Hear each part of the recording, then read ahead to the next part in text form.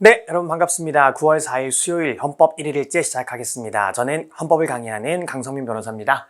자, 오늘은 23년 경찰 2차 사생활의 비밀과 자유를 보겠습니다. 가장 적절하지 않은 것은을 묻고 있습니다. 자, 1번입니다. 우리 사생활의 비밀과 자유는 말 그대로 나의 사적 생활에서 일어나는 일들만 얘기하기 때문에 이미 외부에 드러나는 거, 외부에 표시되는 거 이런 것들은 사생활 영역이 아닙니다.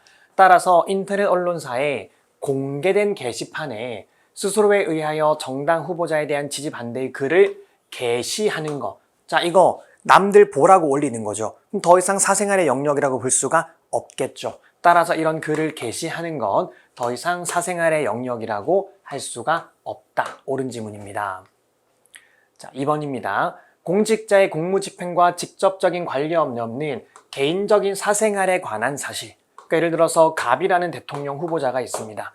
여러분, 이 사람에게 전과 있는지 없는지 궁금해요? 안 궁금해요? 궁금하죠? 이 사람이 부동산이 엄청 많대. 어떤 방식으로 부동산을 축적했는지 궁금해요? 안 궁금해요? 궁금하죠? 왜냐하면 이런 것들은 전부 다 이 공직 후보자의 청렴성과 도덕성과 자질을 판단하는 기준이 될 수 있기 때문이에요. 따라서 개인적인 사적 생활이라고 하더라도 공적 관심 사안에 해당될 수가 있는 겁니다. 2번이 틀린 지문이고요. 3번입니다. 공직선거 후보자로 등록하고자 하는 자에게 실효된 형을 포함한 금고 이상의 형의 범죄 경력에 관한 증명서주를 제출하도록 하는 것. 자, 예를 들어서 갑이라는 공직 후보자가 있습니다. 근데 얘가 성범죄 전력이 있어. 자, 여러분들 입장에서 알아야 됩니까? 몰라야 됩니까? 알아야죠. 우리가 그래야지만 얘가 공직자로서의 자질이 있는지를 확인을 하지. 근데 이 성범죄가 나중에 보니까 얘가 집행유예를 받아가지고 이 집행유예 기간이 경과해서 이미 실효되었습니다.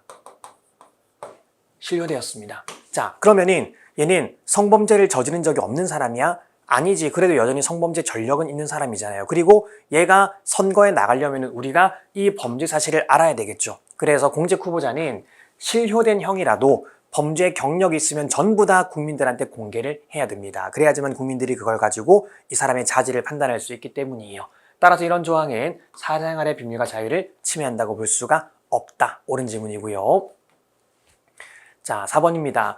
금감원 4급 이상 직원에 대하여 재산 등록 의무를 부과하는 것.